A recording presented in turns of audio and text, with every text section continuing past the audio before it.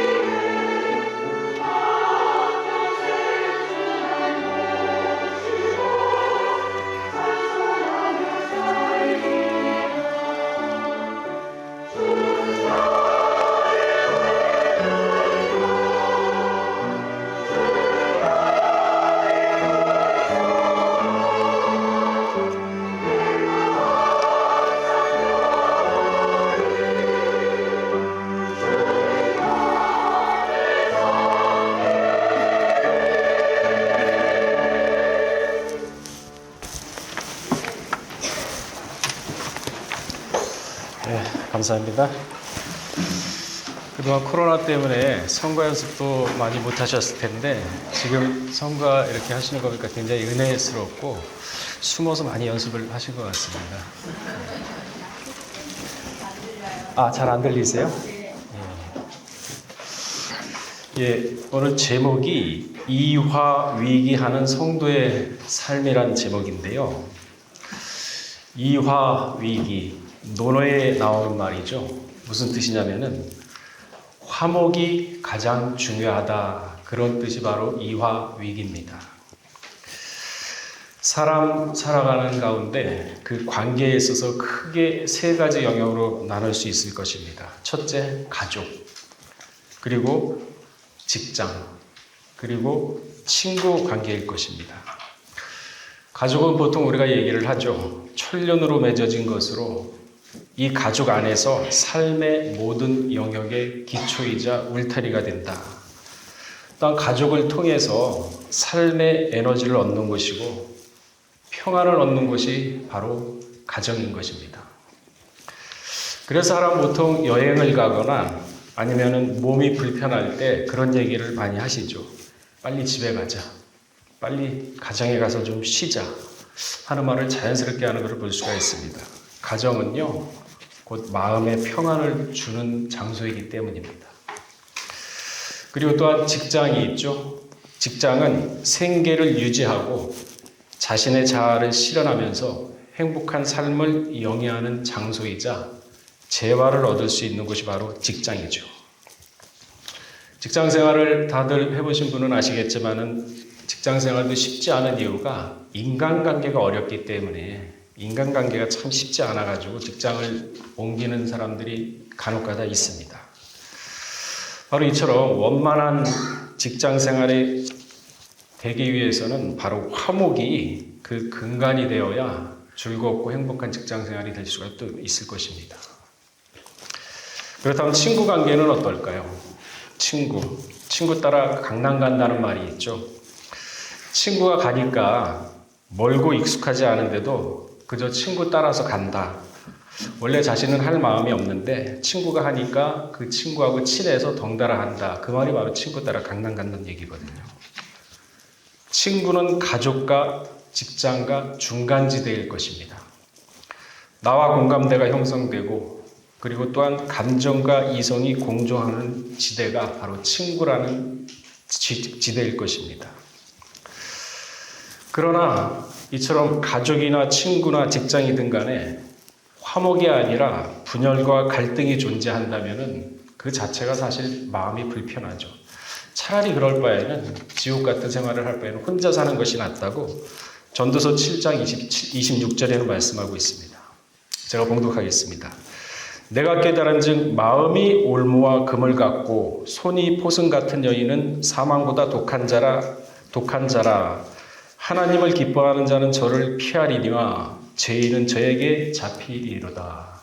그러니까 하나님을 기뻐하는 자는 마음이 올무 같고 손이 포승 같은 그러한 사람을 피한다 하고 얘기를 하고 있습니다. 수천억이 있다 하더라도 가족과 직장, 친구 사이에 더 나아가 이제 교회도 있겠죠. 불화가 계속된다면 마음을 편안을 얻지 못하는 것이 바로 지옥이죠. 오늘 본문 말씀은요, 예수님이 부활하신 후에 제자들에게 하신 말씀입니다. 너희에게 평강이 있을지어다. 여기 평강은요, 세상의 평강이 아니라 하늘의 평강을 얘기하는 것입니다. 제자들은 3년 동안 가정을 버리고 온갖 고생을 하면서 예수님만 의지하고 따라다녔습니다. 그러나 공생의 3년 막바지에 예수님이 로마 제국에 역적으로 몰리면서 예수님이 나라의 역적으로 몰리면서 잡혀가서 신문을 당하자 이 제자들은 3년 동안 예수님을 희생하고 따랐지만 다 예수님을 버렸습니다. 그리고 심지어는요, 자신들도 예수님이 죽자 이제 그 역적의 제자들이 돼서 우리도 로마 제국의 손에 아니면 유대인의 제사장들의 손에 죽겠구나 해가지고 모든 제자들이 두려워 떨면서 한 집에 모여가지고 창문도 꽁꽁 잠그고 문도 꽁꽁 잠그면서 불안함에 떨고 있었습니다. 인기척도 내지 못하고 있었죠. 이때 예수님이 모든 잠긴 문과 창문을 갖다가 그 벽을 호련히 통과하셔가지고 그 가운데 서시면서 하신 말씀이 오늘 바로 그 말씀입니다. 너희에게 평강이 있을지어다. 이들은요, 3년 동안 예수님과 동고동락하면서 일반 사람들이 듣지 못하는 하늘의 비밀을 직접 들었던 사람입니다. 누가복음 8장 10절에 그 말씀이 있죠. 하나님의 나라의 비밀을 아는 것이 너희에게는 허락하였으니 12제자들에게는 허락이 된 겁니다. 다른 사람에게는 비유로 하나니 다른 사람한테는 안 가르쳐 줬거든요. 3년 동안 수없이 들은 예수님을 쫓아다니면서 수없이 들은 복음의 말씀 중에는 당연히 부활의 말씀도 성경에는 3번 나와 있습니다. 그 중에 하나가 누가복음 9장 22절에 나와 있죠. 인자가 많은 고난을 받고 장로들과 대제사장들과 서기관들에게 버림받아 죽임을 당하고 제3일에 살아나리라 하시고 분명히 얘기를 했거든요. 근데 제자들은 어땠습니까? 믿지 못했습니다. 믿었다면 창문이며 문을 다 꽁꽁 잠그고 두려워서 떨고 있었겠습니까? 이처럼 믿지 못하는 제자들에게 예수님이 나타나셔가지고 하늘의 평안을 허락해 주신 것입니다. 하늘의 평강은요, 세상의 평강과는 전혀 다릅니다. 세상의 평안은 물질적인 풍요에서 찾으려고 합니다. 부와 권력, 명예, 이것들이 많고 높으면은 세상 사람들은 그것이 곧 행복의 척도라고 얘기를 합니다. 이것이 또한 인생의 목표라고 착각하고 살아가는 사람들이 오늘날의 현대인의 사람들이죠. 이러한 것을 세상에서 찾는 평안, 행복이라고 얘기를 하고 있습니다. 황금 만능주의, 물질 만능주의 우선 앞에서는 자기 양심도 팔아치우고 인간의 도리도 저버리면서 살아가는 것이 바로 요즘의 현대인입니다. 심지어 법에 저촉만 되지 않는다. 내가 이렇게 양심을 다 팔아먹고 뭐를 다 위조를 하고 교묘하게 땅을 갖다가 이렇게 해먹어도 법만 피할 수 있으면은 살인도 저지를 사람이에요. 지금 이런 세상을 우리가 살고 있는 거예요. 그저 100년도 살지 못하면서 1000년 만년 살 것처럼 온갖 추악한 욕심과 위선, 거짓, 양심의 가치를 느끼지도 못하고 요즘 사람들이 살아가고 있는 거예요. 돈을 위해서라면 1000년도 버리죠. 짐승과 같은 세상을 우리가 살고 있습니다. 그래서 예수님이 뭐라 그랬습니까? 요한복음 14장 30절에 보면은 내가 너희와 말을 많이 하지 아니하리니, 왜? 말을 해도 이제 듣지도 않고 귀찮다 이거죠. 이 세상 임금이 오겠습니다. 그러나 저는 내게 관여할 것이 없으니. 이 세상 임금이 왔다 그랬습니다. 예수님은 십자가상에 돌아가시고 승천하셨습니다. 그리고 이 세상은 세상 임금이 지배한다고 지금 요한복음 14장 30절에 우리한테 얘기하고 있지 않습니까? 계시록 12장 7절에서 9절에도 보게 되면요. 특별히 9절의 말씀 보면은 큰 용이 내어 쫓기니 옛뱀 곧 마귀라고도 하고 사단이라고도 하는 온 천하를 꿰는 자라. 땅으로 내어 쫓기니 그의 사자들도 저와 함께 내어 쫓긴다 그랬습니다. 그 7절에 보시면은 왜 이 용들이 내어 쫓기느냐? 하늘에 전쟁이 있는데 미카엘과 전쟁을 합니다. 근데 이기지 못하니까 하늘에서 쫓겨나서 땅으로 내려갔는데 어디로 갔겠습니까? 사람의 마음입니다. 마음속으로 다 들어갔어요. 아니 영인데 사람의 마음을 좌지우지 않겠습니까? 그래서 창세기 6장 5절을 보게 되면요. 여호와께서 사람의 죄악이 세상에 간영한가 그 마음의 생각에 모든 계획이 항상 악할 뿐임을 보시고 사람의 마음이 항상 계획이 악하고 아주 폐역한 마음밖에 없답니다. 그래서 노아 시대의 심판 원인은요. 바로 이러한 악한 사람의 마음들 때문에 세상이 어지러워지고 세상이 죄악돼서 심판 대상이 된 거죠. 이 악한 마음은 어떤 마음일까요? 그냥 뭐 악한 마음이죠. 아니죠. 로마서 1장 29절에서 32절에 정확하게 얘기를 하고 있죠. 모든 불의, 추악, 탐욕, 악의와 가득한 자요, 시기, 살인, 분쟁, 사기, 악독이 가득한 자요, 수근수근하는 자요, 비방하는 자요, 하나님의 미워하시는 자요, 능욕하는 자요, 교만하며 자랑하는 자요, 악을 도모하는 자요, 부모를 거역하는 자요, 우매한 자요, 배약하는 자요, 무정한 자요, 무자비한 자라. 저희가 이 같은 일을 행하는 자를 사형에 해당한다고 하나님의 정하심을 알고도 이 같은 일을 행하는 것은 하나님의 사형이다 이렇게 분명히 얘기를 했거든요. 그걸 알고도 자기들만 행할 뿐만 아니라 그 일을 행하는 자를 옳다 하느니라. 이게 지금 세상이에요. 세상 임금이 지배하는 세상. 옛뱀과 마귀와 사단이 사람의 마음에 들어와 지배하는 영적 상태를 그래서 베드로전서 5장 8절에는 뭐라고 얘기하고 있습니까? 마귀는 지금도 우는 사자처럼 믿음의 성도들을 실족케 하기 위하여 눈을 시퍼렇게 뜨고 살벌하게 다닌다고 얘기하고 있지 않습니다. 그래서요, 잠언서 4장 23절 말씀처럼 마음을 다스려라. 생명의 근원이 여기서 난다 그랬습니다. 마음을 다스려라. 여러분, 생명나무에서 아담 하와가 쫓겨났죠? 생명나무로 가는 길은요, 잠언서 4장 23절에 보면 마음을 다스리면 생명의 근원이 있다 그랬습니다. 제가 봉독하겠습니다. 잠언서 4장 23절. 무릇 지킬 만한 것보다 더욱 내 마음을 지키라. 생명의 근원이 이에서 남이니라. 그러니까 생명나무로 가는 비밀을 찾으셔야 돼요. 가만히 그냥 손 벌리고 감나무 밑에서 감 떨어지기를 바라고 감이 떨어지나요? 알려고 하는 거. 말씀을 깨달으려고 하는 거. 그런 사람한테는 말씀이 깨닫게 하고 비밀을 알려주는 거죠. 마음을 다스린다.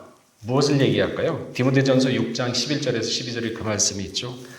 오직 너 하나님의 사람아 이것을 피하고 의와 경건과 믿음과 사랑과 인내와 온유를 쫓으며 믿음의 선한 싸움을 싸우라. 영생을 취하라. 이를 위하여 내가 부르심을 입었고 이것을 위해서 우리가 부르심을 입은 겁니다. 이것을 위해서 우리가 십자가의 제사함을 받은 거고 많은 증인 앞에 서서 선한 증거를 하였다고 분명히 얘기를 하고 있습니다. 에베소서 4장 1절에서 5절에도 그 말씀이 있죠. 주 안에서 갇힌 내가 너희에게 권하노니 너희가 부르심을 입은 부름에 합당하게 행하여 모든 겸손과 온유와 오래 참음과 사랑 가운데서 서로 용납하고 평안에 매는 줄로 성령이 하나 되게 하신 것을 힘써 지키라 그랬습니다. 지금 세상은요, 그야말로 인내가 없는 세상이 되어버렸어요. 참지 않는 세상 됐습니다.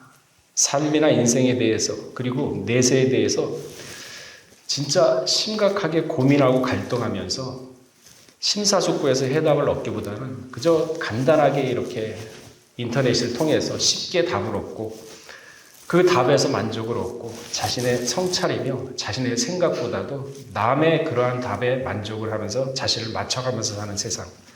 복잡한 거 싫어하죠. 단순한 거 좋아합니다. 거기에서 해결점을 찾으려고 그러죠. 그러니까 자기 성찰이라는 것이 없어요. 자기 성찰이 없다 보니까 인생에 진지함이 없습니다. 인생은 왜 목표가 왜 사는 것이고 신앙의 목표는 무엇이고 그렇다면 내세는 무엇이고 내세를 얻기 위해서 우리가 지금 현세에서 무엇을 해야 되는 것인가? 그런 고민 없습니다. 간단해요. 그냥 쉽게 생각하고 쉽게 해결하고 쉽게 해답 찾고 인내 없습니다. 자기 성찰 없습니다. 그러니까 이러한 진지함이 없다 보니까 인생 뭐 있나? 잘 먹고 잘 살다 가면 그것이 인생 아니던가 하면서 대부분 사람들이 본능적으로 살아갑니다.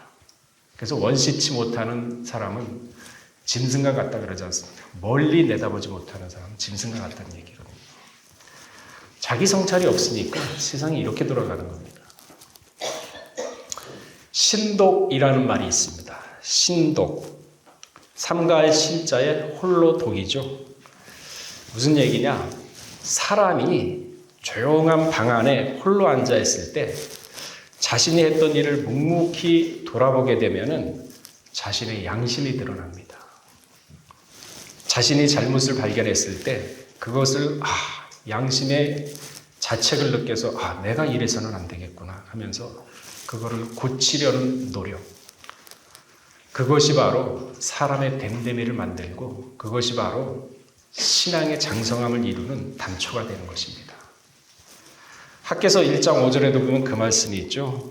그러므로 이제 나 만군의 여호와가 말하노라 너희는 자기 소위를 살펴봐라. 자기 소위를 살펴라. 여기 소위는 내가 해왔던 일, 내가 해왔던 과거의 행적 하나님이 직접 얘기한 겁니다. 너희는 자기 소위를 살펴봐라. 자기 성찰이죠.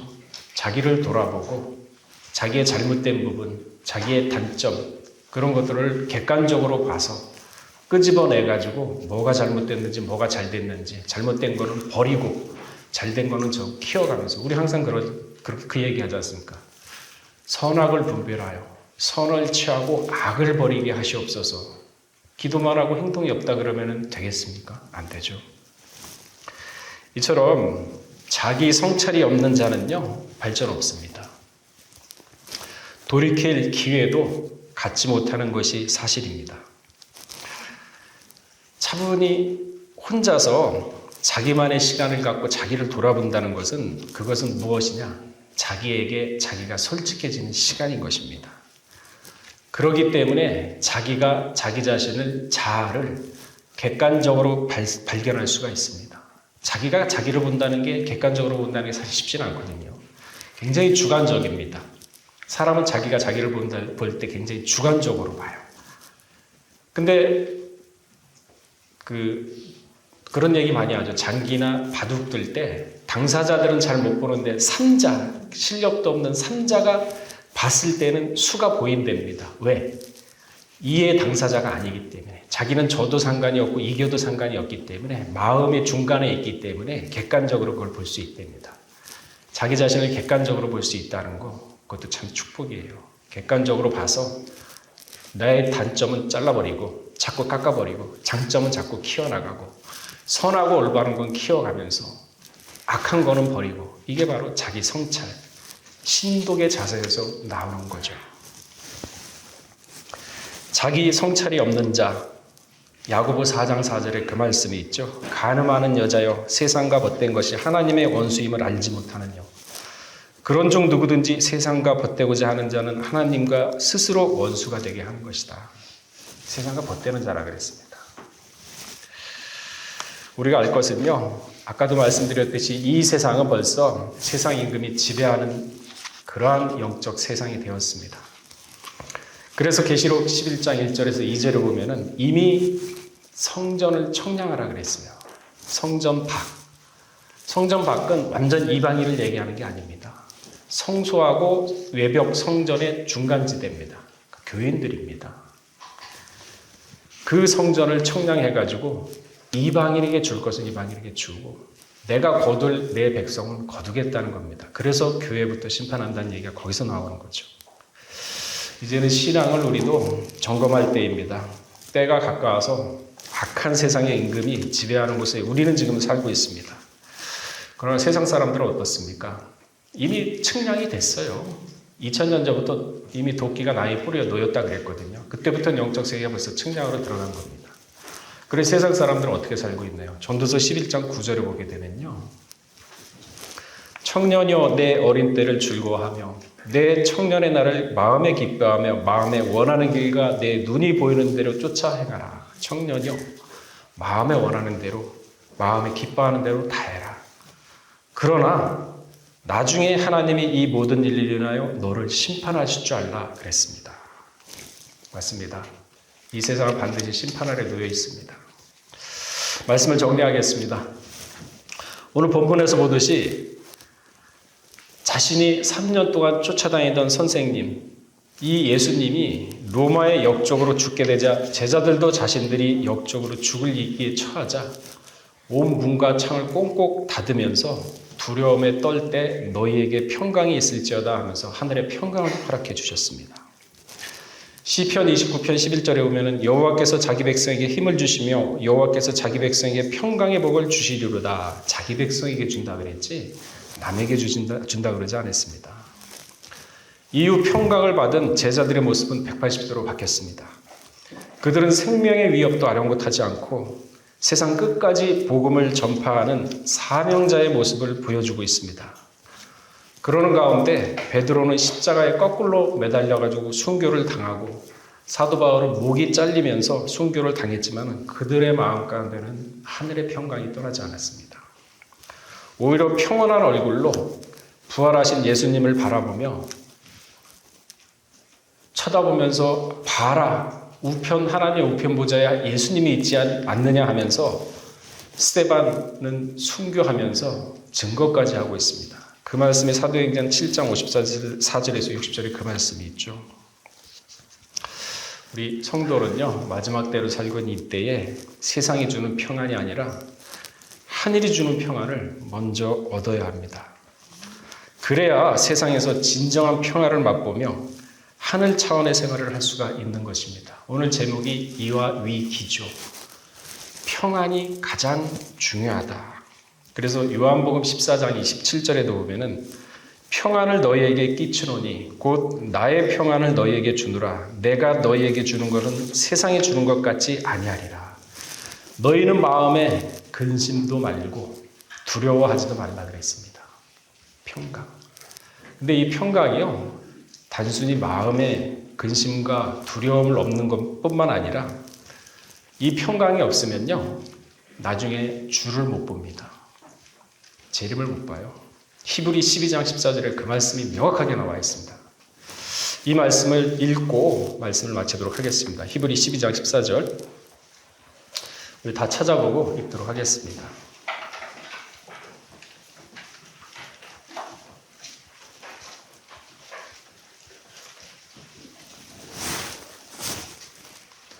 자, 14절 말씀, 히브리 12장 14절 말씀 다 찾으셨으면 한 목소리를 봉독하겠습니다. 시작. 모든 성도들 화평함과 거룩함을 쫓아라. 이것이 없으면 아무도 화평함과 거룩함 없으면은 재림 주를 못 본다 그랬죠.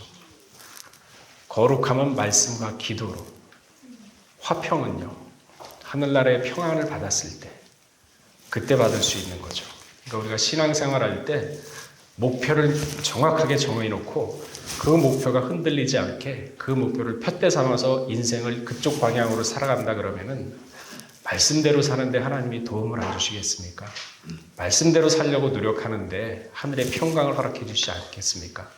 말씀대로 살려고 노력하는데 하는 일의 만사형통에 축복을 안 주시겠습니까? 오늘 우리 평강의 성도님들, 오늘 일부 설교 때 들은 말씀, 평강이 없으면 주를 못 보는구나. 가정마다, 또한 직장마다, 사업체마다, 그리고 우리 나라와 교회마다 평강과 거룩함이 임하시기를 주의 이름으로 축원하겠습니다. 다 같이 기도하시겠습니다.